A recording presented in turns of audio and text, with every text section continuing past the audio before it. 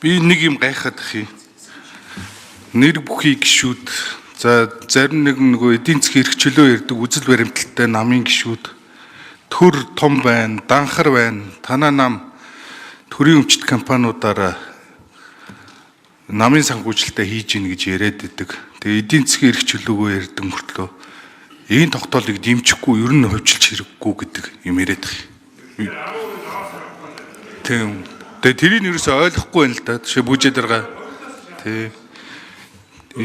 Тэгээд одоо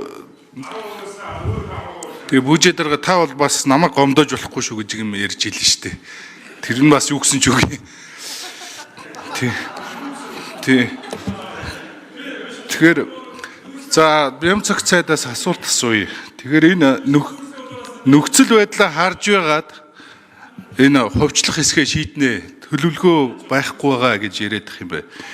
Тэгэхээр энэ байж болохгүй штэ. Салбар нэгжээр нь ямар судалгаа хийгээд яаж хөрөнгө оруулалт зах зээлийн орчноо тэлэх юм бэ? Хөрөнгө оруулагчаа татах юм бэ гэдэг судалгаагаа хийгээд стратеги боловсруулад цаг хугацааныхаа төлөвлөгөөтэй энэ дээрээ хууль эрх зүйн ийм саад гацаанууд байна. Энийг ингэж их хурлан засъя. Бидний төрийн өмчт компаниуд дээр аудитаа ингэж хий гэдэг ийм хуваар ядаж орж ирмээр байгаа байхгүй. Тэр байхгүй. Тэгээ энийг гişүүд асуухаар за тэгээ тухайн үедээ нөхцөл байдлаа харж гаад шийтчий. Эдийн засгийн багтаамж хөрөнгөний зах зээлээ харж байгаа шийтчих. Тэгж харсан тогтоол бол одоо энэ одоо хэд вэ энэ. За 2001 оны 10 дугаар тогтоол, 2005 оны 48, 2010, 15, 2022 он баахан хөвчлөн гэдэг ийм тогтоол гаргаад л идэг. Тэгээ ерөөсөө судалгаа байхгүй. Тэгээд дараад нь яагаад тогтоолын хэрэгжилт ийм бага хөвтэй байна гэхээр нөгөө нөхцөл байдлаа харж байгаа шийдсэн чинь зах зээлийн багтаамж байсангүй бас болохгүй байна гэд ийм судалгаагүй ингэж оруулж ирмээргүй байх юм. Тэгээ эн чинь бол дахиад нэг тогтоол болж үлдэх гээд байдаг. Яаж хөрөнгөний зах зээлээ тэлэх вэ? За дахиад бас нэг дараагийн юм. Тэр нөгөө энэ өмнөх тогтоолууд хэрэгжээгүй алдаан оноог дэнсэлсэн үү? Тэрний дүгнэлтүүд байгаа юу? Тэр тайлангууд ерөөс огт байхгүй. Юун дээрээ алдсан?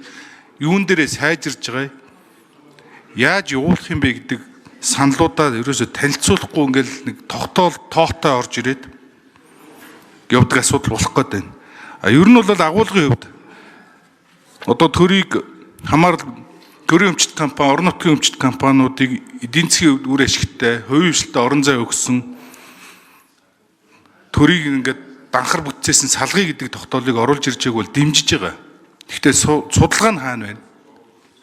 Төлөвлөгөө нь хаана байна? Цагийн нөхцөл байдлаа харж шийднэ гэж байж болохгүй шүү дээ.